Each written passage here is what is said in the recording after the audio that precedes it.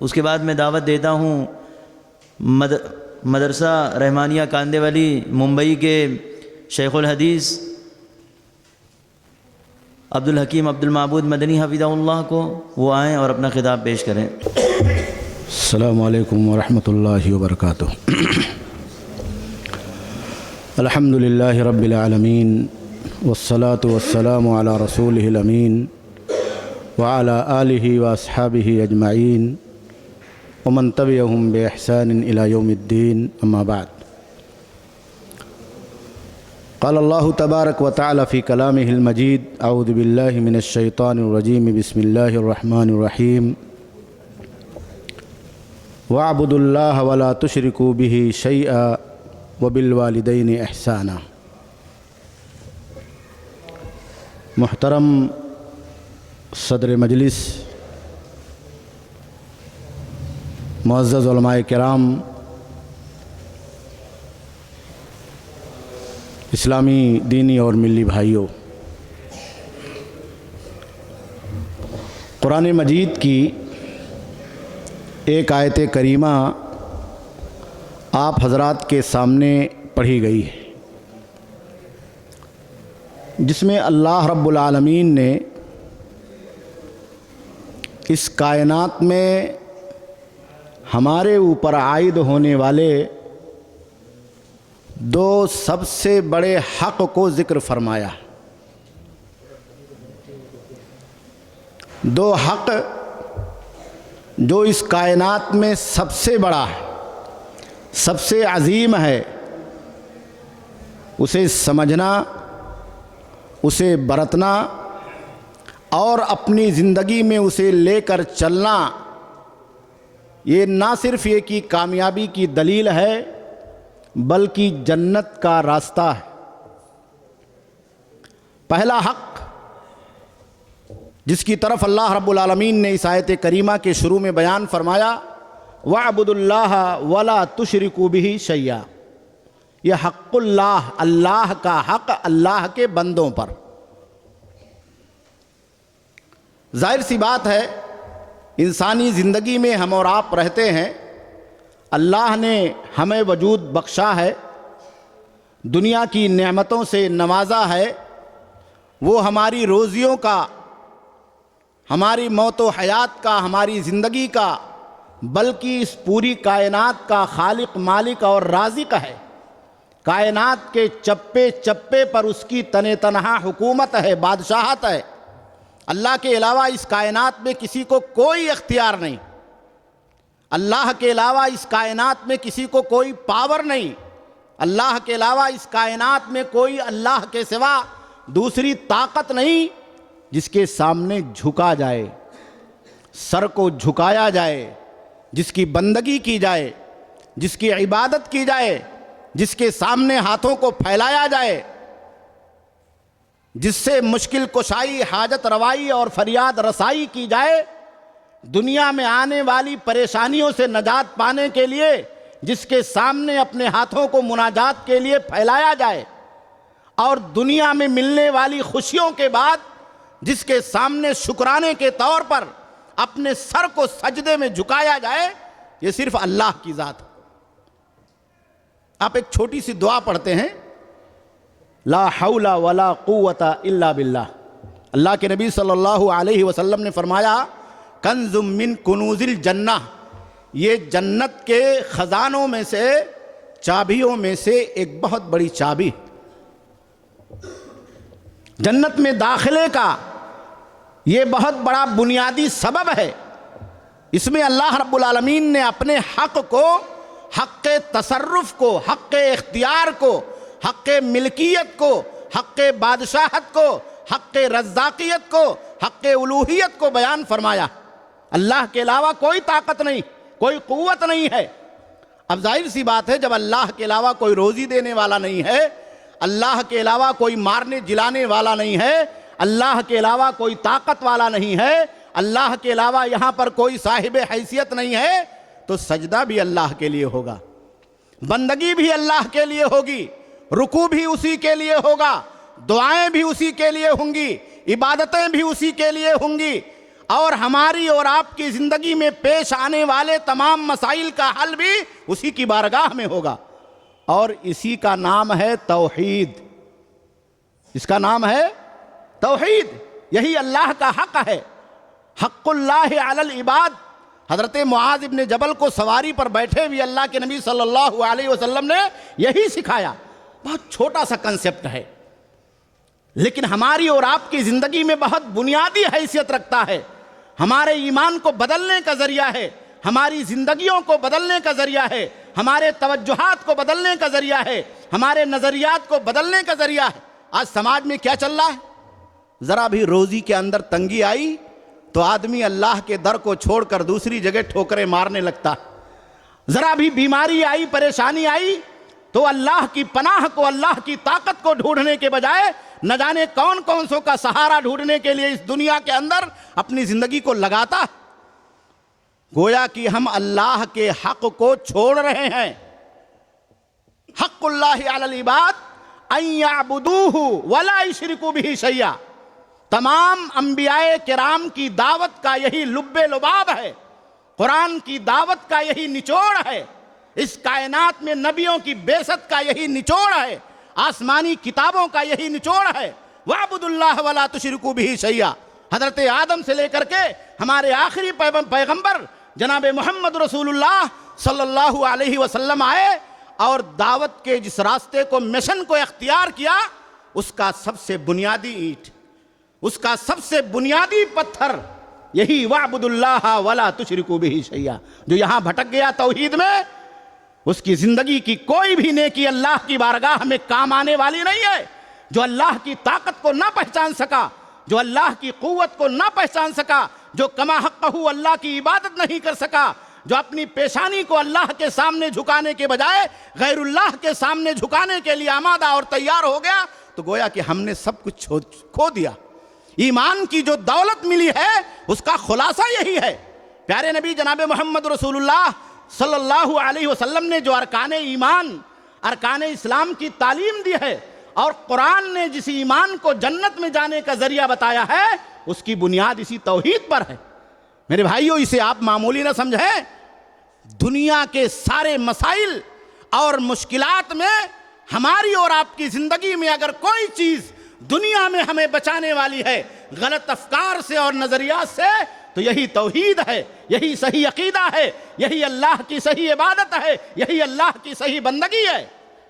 اور دنیا کے اندر اگر کوئی چیز ہمیں ہلاک کرنے والی ہے، قوموں کو ہلاک کرنے والی ہے، آخرت میں اللہ رب العالمین کے ہاں ناراضگی کا ذریعہ ہے، جہنم میں لے جانے کا باعث ہے، تو اسی توحید کے راستے کو چھوڑنا۔ اللہ کے نبی صلی اللہ علیہ وسلم نے اس کا صحیح بخاری کی 2 روایتوں کے اندر خلاصہ کر دیا۔ چھوٹا سا کلمہ جسے کلمہ توحید کہا جاتا، لا الہ الا اللہ، بہت چھوٹا سا کلمہ، یہ گیٹ ہے، یہاں سے آدمی اسلام کے اندر انٹری لیتا، داخلہ لیتا، لیکن یہ بہت بنیادی کلمہ۔ سب سے پہلے اس کلمے کے اندر اللہ رب العالمین نے کیا سکھایا؟ یہ نہیں کہا اللہ کی عبادت کرو، یہ نہیں کہا اللہ سے دعا مانگو، یہ نہیں کہا اللہ سے مناجات کرو، یہ نہیں کہا اللہ سے مشکل کشائی کرو، کہا پہلے سب کو چھوڑو۔ یہ جو عقیدتیں ہمارے اور آپ کے دل و دماغ کے اوپر چھائے ہوئے ہیں، یہ جو دوسروں کی طاقت کے تعلق سے تصور اور کنسپٹ ہمارے اور آپ کے ذہن و دماغ پر غالب ہے، ہر کنکر میں ہمیں اور آپ کو شنکر نظر آتا ہے، ہر طاقت و قوت کو اس دنیا کے اندر ہم پوجنے کے لیے آمادہ اور تیار ہو جاتے ہیں، کہ آپ پہلے اسے چھوڑو۔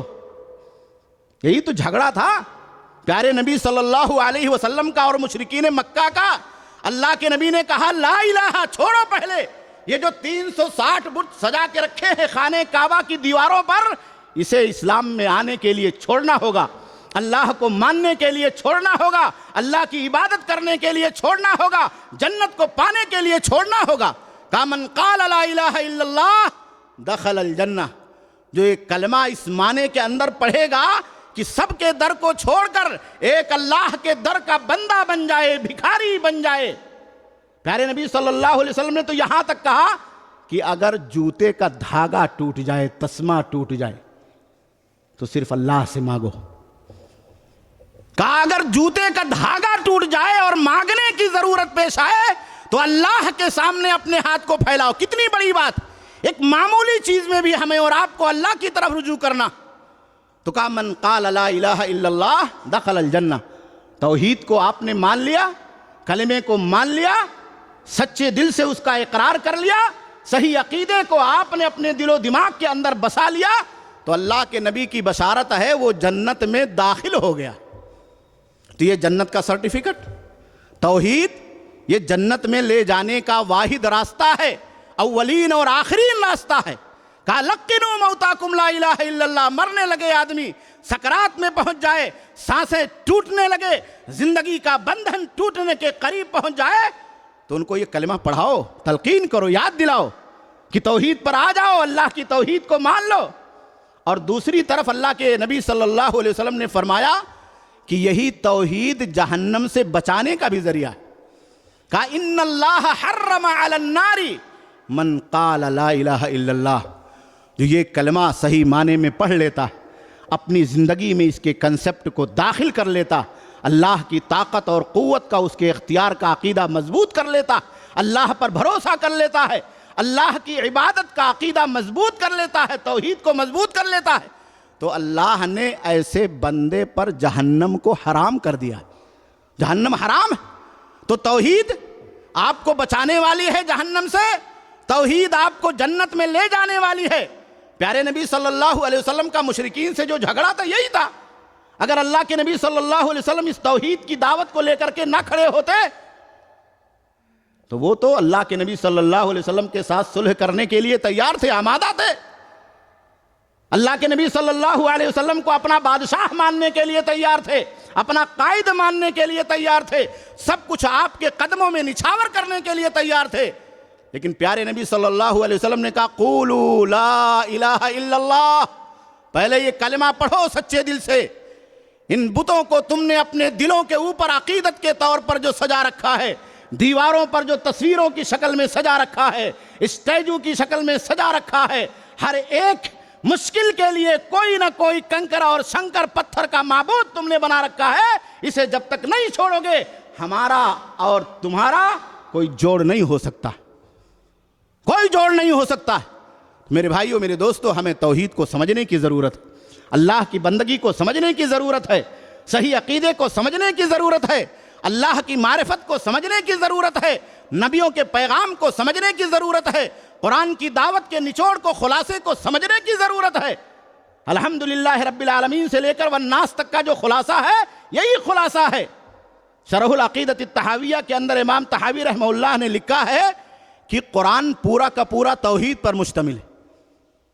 چاہے وہ اللہ کی طرف بلانے کی دعوت ہو وہ توحید کی دعوت ہے, چاہے جہنم کے عذاب سے بچانے کی دعوت ہو وہ توحید کی دعوت ہے, چاہے اس کائنات کے اندر نیکیوں کی طرف بلانے کی دعوت ہو وہ توحید کی دعوت.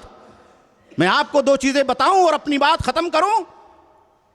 اللہ کے نبی صلی اللہ علیہ وسلم نے جہاں نیکیوں کا اور ثواب کا تذکرہ فرمایا, بہت سارے ثواب, نماز پڑھنا, روزہ رکھنا, حج کرنا, اور سارے جتنے بھی نیکی کے چھوٹے اور بڑے ابواب ہیں دنیا کی زندگی میں, کا سب سے بڑی نیکی, سب سے بڑی نیکی اور سب سے بڑا ثواب کا کام اگر کوئی ہے تو یہی توحید کا, یہ سب سے بڑی نیکی ہے. اور ہم نے اسی نیکی کو چھوڑ دیا, اس نیکی کے دامن کو چھوڑ دیا, اس کے معنی اور مطالب کو چھوڑ دیا, اس میں کیا سچائیاں ہیں, گہرائیاں ہیں, اس کو چھوڑ دیا.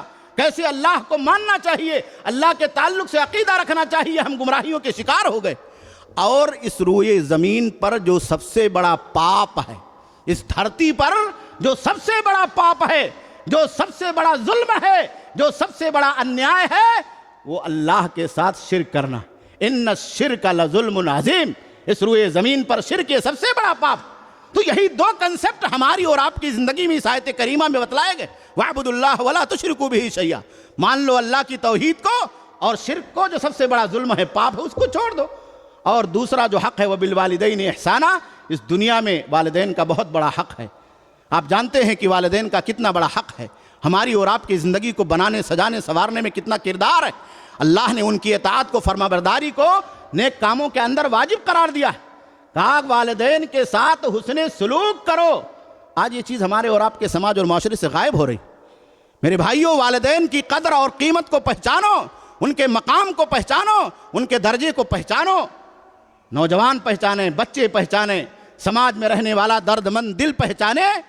اگر آپ نے اس دنیا کے اندر والدین کے حق کو نہیں ادا کیا تو آپ اللہ کے حق کو نہیں ادا کر سکتے، آپ توحید کو نہیں سمجھ سکتے، آپ توحید کی بنیادی باتوں کو سمجھنے کے باوجود زندگی میں نافذ نہیں کر سکتے۔ ہم اور آپ جنت تلاش کرنے جا رہے ہیں یہاں وہاں، جنت ہمارے گھر میں موجود ہے۔ وہ بوڑھا باپ جنت ہے، وہ بوڑھی ماں جنت ہے، وہ بوڑھی نانی جنت ہے، وہ بوڑھی دادی جنت ہے جو ہمارے اور آپ کے گھروں کے اندر موجود ہے، جس کی کوکھ سے ہم نے اور آپ نے جنم لیا۔ جنت تو گھر میں موجود ہے، ہم تلاش کر رہے ہیں نہ جانے کہاں۔ اس لیے میرے بھائیوں، اس حق کو بھی سمجھنا ہمارے اور آپ کے لیے ضروری ہے۔ اللہ سے دعا ہے کہ اللہ رب العالمین ہمیں اور آپ کو ان دونوں بنیادی حقوق کو سمجھنے، برتنے اور اپنی زندگی میں نافذ کرنے کی توفیق عطا فرمائے۔ وصلی اللہ علی نبینا محمد، والسلام علیکم ورحمۃ اللہ وبرکاتہ۔